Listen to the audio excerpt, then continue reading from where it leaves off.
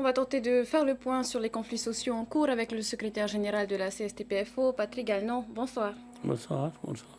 Alors, on l'a vu dans ce reportage, la hausse de 6% des salaires a déjà été évoquée, hein. Pourquoi la remettre sur la table maintenant et pourquoi dans ces compagnies-là? Ben, vous l'avez vu dans votre reportage, c'est très bien expliqué. Sur l'alimentaire, je crois que l'alimentaire, ça a augmenté de 20% depuis 1 an, 2 ans. On n'a jamais pu rattraper notre pouvoir d'achat.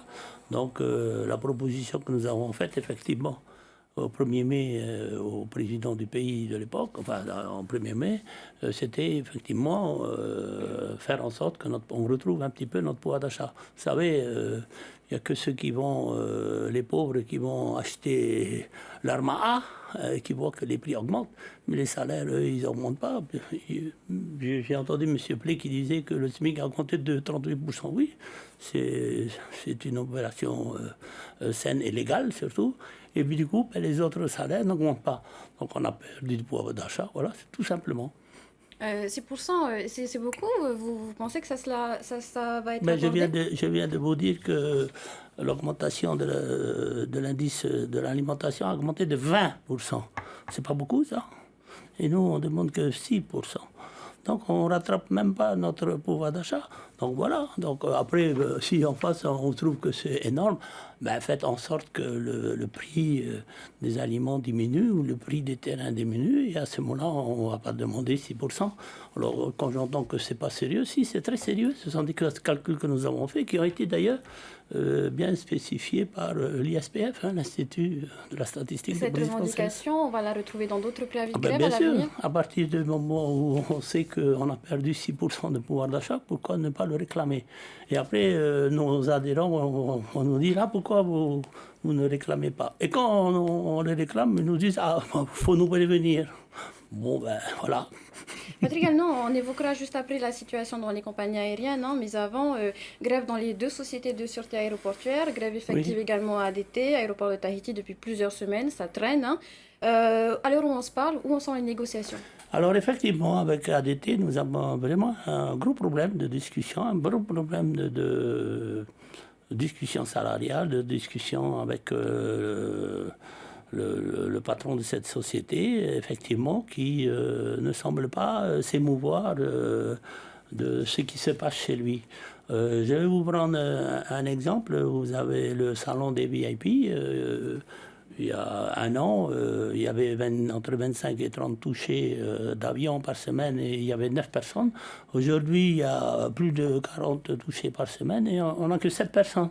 Et quand on lui demande est-ce qu'on ne peut pas régulariser cette situation pour que les passagers puissent être des compagnies, puissent être mieux accueillis, etc., il nous répond vaguement, on va voir, voilà. Donc, même sur ces petits sujets, je dis bien ces petits sujets, on n'arrive pas à trouver un accord. Vous pensez bien que sur d'autres sujets qui sont beaucoup plus graves, je veux parler de maltraitance, oui, de maltraitance, de la situation là.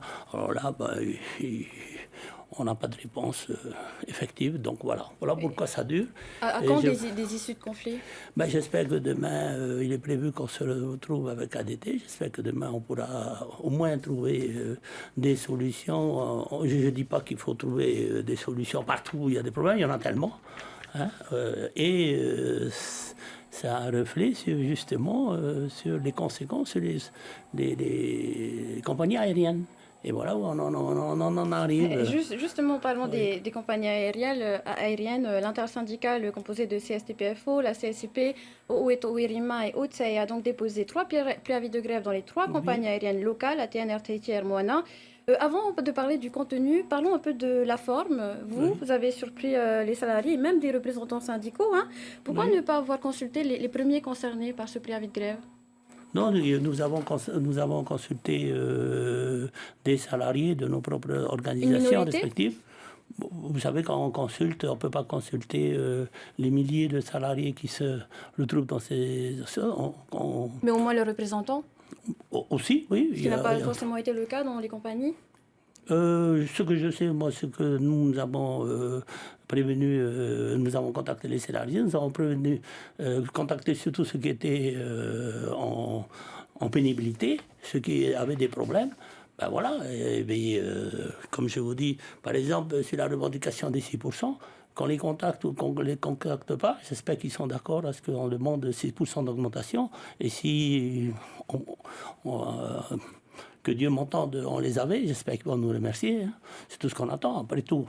S'il y en a qui n'ont pas été prévenus, bon, il faudrait peut-être qu'on s'excuse. On nous dit qu'à RTT, par exemple, les 14 syndicats, en tout cas les représentants, aucun n'ont été prévenus. Hein. Oui, les 14 syndicats, vous savez, nous sommes les syndicats les plus représentatifs du pays. Bon, si je se trouve un petit peu vexé parce qu'ils n'ont pas été prévenus, ben, qu'ils nous excusent, mais en tous les cas, c'est pour l'intérêt des salariés qu'on se bat, pas pour l'intérêt forcément de ceux qui sont délégués ou représentants. Hein. On se bat pour l'intérêt des salariés. Donc une minorité de salariés, en tout cas celle qui Pourquoi a été mise au courant. Non, la preuve, maintenant qu'ils sont au courant, j'espère qu'ils vont comprendre que si on demande 6%, c'est pour tout le monde, c'est pas pour une minorité. Hein. On se bat jamais pour une minorité. On se bat toujours pour une égalité, équité, et surtout, lorsqu'on se bat, c'est pour l'ensemble des salariés. Ça va tout de même loin. Quel est le but de cette manœuvre? Est-ce que c'était le seul moyen de durcir le temps, comme vous l'aviez promis? Oui, c'est pas pour une manœuvre ni pour durcir le temps, c'est pour faire comprendre que les problèmes de ADT se reflètent sur les compagnies aériennes qui sont en difficulté aussi et qui nous ont avoué qu'effectivement, au niveau des ADT, ils avaient aussi beaucoup de problèmes. Qu'effectivement, je pense que le nœud du problème, c'est ADT avec les deux sociétés de sécurité et que les compagnies en pâtissent. Et j'espère que l'ensemble des salariés comprennent. L'ensemble des salariés comprend que la difficulté est là et qu'il faut être solidaire avec ceux qui sont en grève. Même si eux ne veulent pas aller en grève, c'est pas très grave. Mais ceux qui sont en grève, je leur donne tout mon soutien. J'espère qu'ils vont tenir le coup parce que c'est pour l'ensemble qu'ils se battent. Il faut toujours se dire que... Vous pensez qu'il y aura une forte mobilisation des grévistes? Je ne sais pas si on va aller en grève pour les 3 compagnies dont vous parlez. Ce n'est pas le but de la manœuvre. Le but de la manœuvre, puisque vous parlez de manœuvre, c'est de faire en sorte d'attirer l'attention sur ADT. C'est ADT le problème. Sur le contenu de ces préavis, vous êtes donc basé sur quoi exactement pour leur rédaction, si ce n'est les salariés Vous savez, nous, on connaît quand même bien les problèmes des salariés. Encore une fois, vous me parlez de 14 syndicats. Nous, on est les plus représentatifs du pays. Donc, au sein de RTT, on va contextualiser. Oui, si vous voulez, ou au sein de n'importe qui. Ce qu'on sait, c'est qu'au sein de... Pourquoi vous parlez de RTT, justement? Sur RTT, nous avons beaucoup de salariés qui ne sont pas encore à 39 heures. Et on souhaite, notamment à l'EATA, par exemple, ou à Longueuil, nous avons beaucoup de salariés, je crois du nombre de 25, si je ne me trompe pas, qui ne sont pas encore à 39 heures, alors qu'actuellement, ils sont à 25 heures et ils font plus de 35, 40 heures des fois.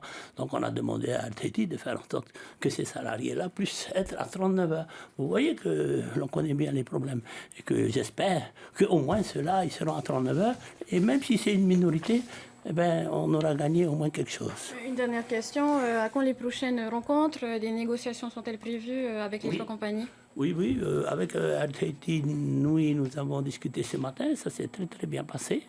Je pense qu'on est tombé d'accord sur les 5 revendications que nous avons proposées. Et là, nous entendons une rédaction, peut-être un projet de protocole. Et peut-être on n'ira pas en grève, j'espère, en tous les cas. Le but, ce n'est pas d'aller en grève, c'est de faire appel à l'intelligence des gens pour qu'on puisse parler correctement, avec dignité et respect. Et il n'y a pas de grève lorsqu'on respecte les gens et surtout qu'on respecte les travailleurs. Eh bien, c'est sur ce mot que l'on clôture cet entretien. Merci Patrick Gallon d'avoir accepté notre invitation. C'est moi qui vous remercie beaucoup. Merci.